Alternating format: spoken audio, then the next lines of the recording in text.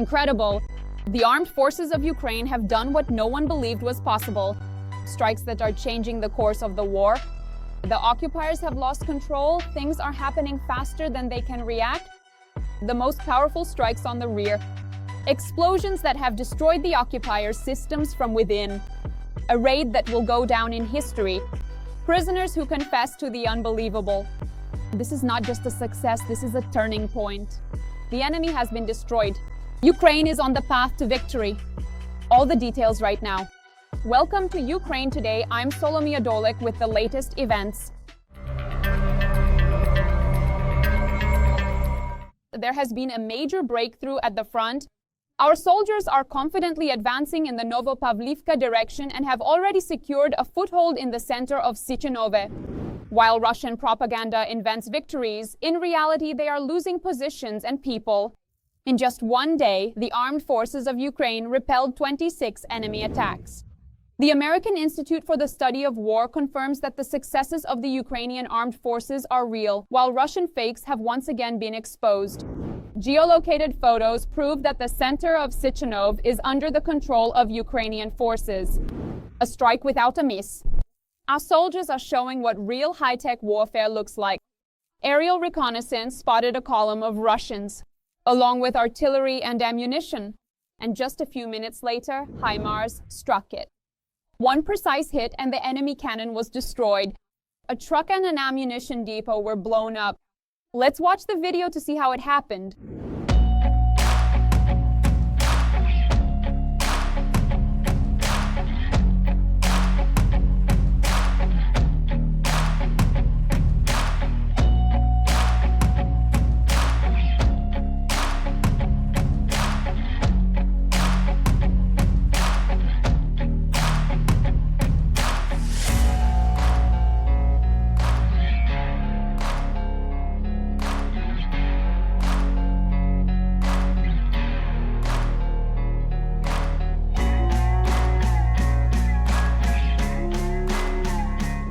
Ukrainian soldiers are showing that there is no place for Russians in the sky.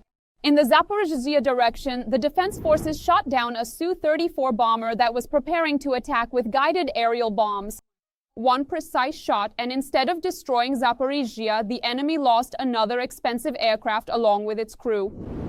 Our defenders strike the enemy both on the ground and in the sky, and now even deep behind enemy lines. Special forces from the HIMARS carried out a daring raid in Crimea. They burned 2 Russian A-26 transport planes and destroyed 2 coastal radar stations at once. This is yet another signal to the occupiers. Not a single corner of the peninsula is safe for them. Let's take a look at how it happened.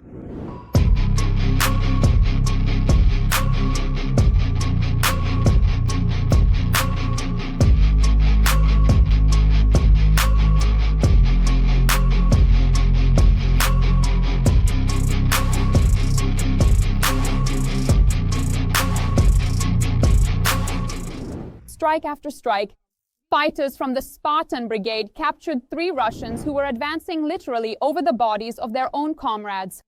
These are former convicts who agreed to fight in exchange for amnesty, but instead of glory, they ended up as prisoners in disgrace and with a chance to tell the truth about the chaos and misery in the Kremlin's army.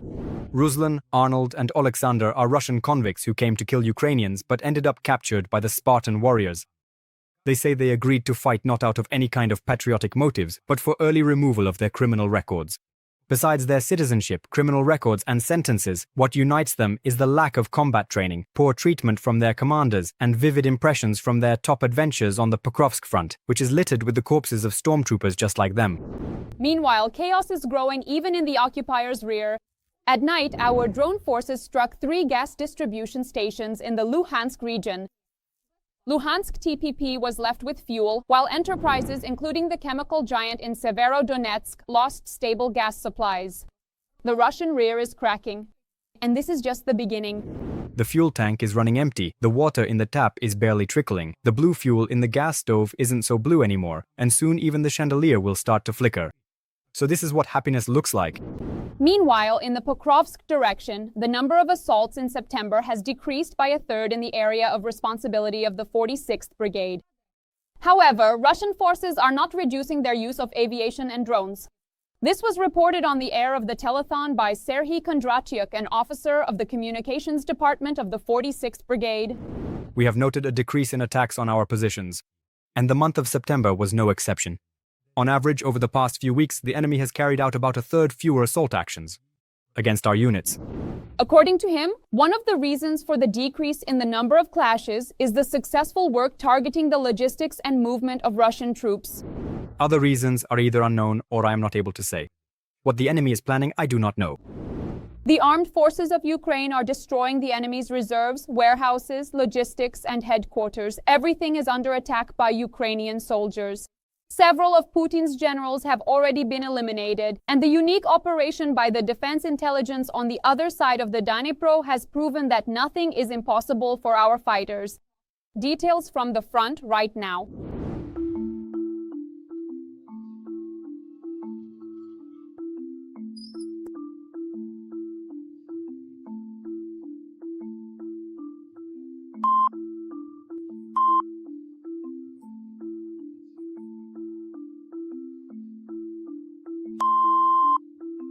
This video was supposedly filmed by the occupiers in the southern Slobozhansky direction. Despite suffering heavy losses, the Russians still tried unsuccessfully to storm the positions of our units near the settlements of Hlaiboke and Vovchansk as many as 15 times. There, our forces are actively defending themselves, defending their positions, carrying out counterattacks and doing so very dynamically. The battlefield is changing. Meanwhile, in the Pokrovsk direction, our defenders stopped as many as 87 assault and offensive actions by the aggressor in the area of the settlements of Shakov, Volodymyrivka, Horikov, Dakhne, and others. The Russian forces are currently trying to bypass the strategically important town of Pokrovsk from the north, thus creating a ring or a semi-ring around the Pokrovsk-Mirnorad agglomeration, but they are not succeeding. In the Kramatorsk direction, at least 4 combat engagements have been recorded. The invader attacked in the area of the settlements of Chasiv Yar, Stupochki, Oleksandro-Shultine, and Bilahora.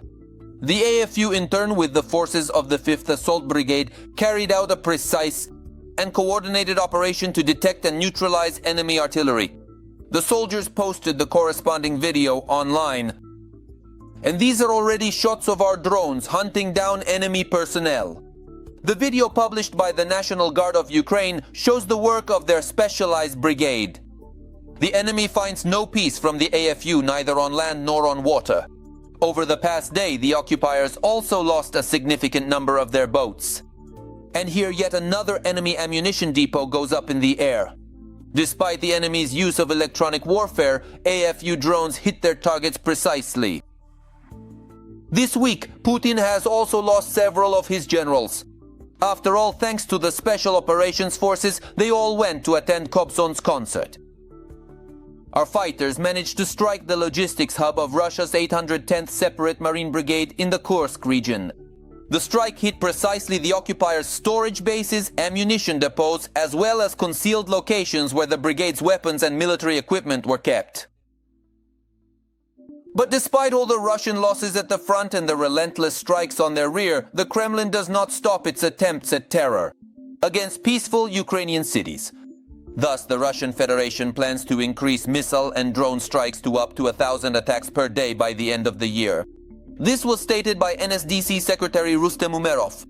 According to him, after dictator Putin's meeting with American President Donald Trump in Alaska, attacks on Ukraine have only intensified. Of course, we need more air defense systems. We need funding for interceptor drones. Russia is trying to increase the number of attacks to 1,000 per day. Therefore, by the end of the year, I think they will expand them. And this shows that Russia has no serious intention of ending this war. On the contrary, analysts assure that Putin is only preparing to escalate the terror.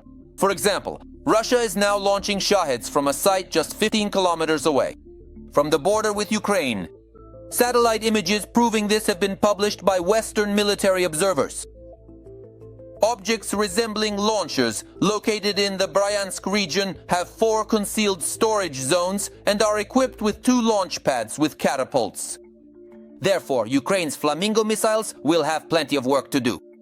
Fortunately, the number of units of this latest type of weapon produced by the Ukrainian defense industry is increasing every day.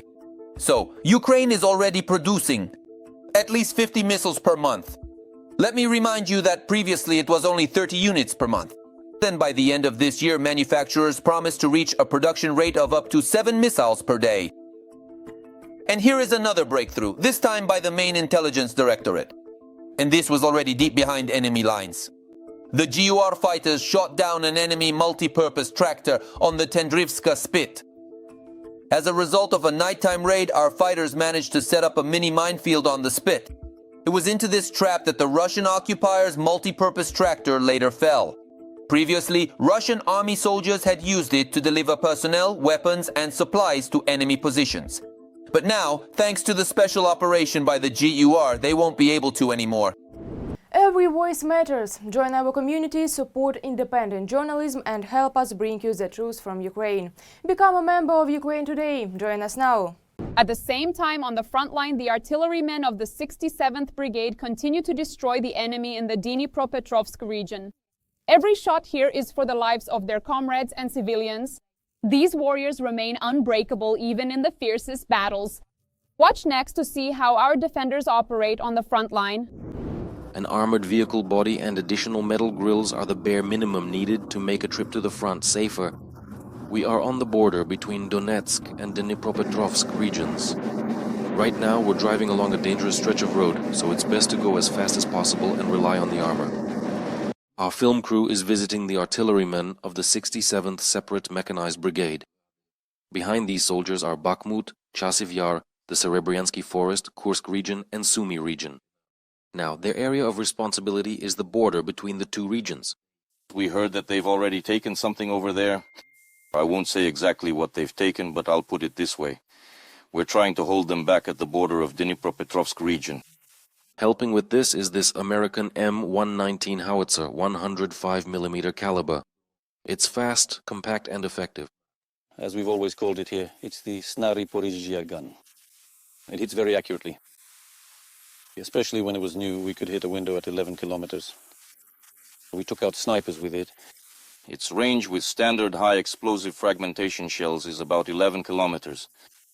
If we switch to rocket-assisted projectiles, it can reach up to 19 kilometers. What are its advantages? It's the incredible speed and its impressive size. We can easily camouflage it quite effectively in simple, dense thickets, making it truly difficult to spot.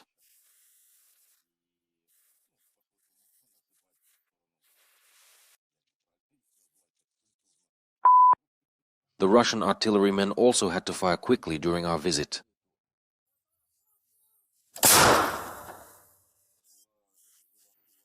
The regular incessant firing from the powerful gun during the intense filming is frequently interrupted by the distinctive high-pitched buzzing of numerous FPV drones, and also, quite significantly, by the thunderous, devastatingly impactful regular explosions of the formidable glide bombs. Here, as they say, both ours and enemy FPV drones are flying around, plus the wings are flying too. And honestly, you don't really want to figure out whether it's ours or not. As we were once told, the golden rule is, if you didn't launch it yourself, don't assume it's yours. If it buzzes loudly, like a mosquito you could say, then it's a small FPV drone, and here we're protected by the branches. But if the sound is a bit duller, like this, that could already be one on fiber optics. That's when you need to leave. It's the enemy drones that are involved in some of the most difficult episodes of the war, says Hora. A drone on fiber optics flew up to within 10 meters above me. It pointed its camera right at me. That was my close call, another birthday for me. Well, we managed to shoot it down with some effort back then. During filming, the artillerymen did not shoot down enemy drones. But hiding together in the thickets was something we had to do more than once. That's the most interesting part. Just as soon as you finish your work, a wing is already flying in, searching. You heard what it's like to have a wing buzzing above your head, how they come in like that. And now you might be able to hear, if you're lucky, how enemy artillery fires back at us. And this, as they say, is our daily routine. This happens here 24/7. You can support the gunners of the 67th Separate Mechanized Brigade by donating via the QR code on the screen. Every hryvnia will help our soldiers in their fight against the enemy. Oleg Henriksen, Zakar Komach, the VIC program on STB Marathon. United News. How do you assess the courage and resilience of Ukrainian soldiers? Share your thoughts in the comments. Like this video and stay with us so you don't miss the most important updates.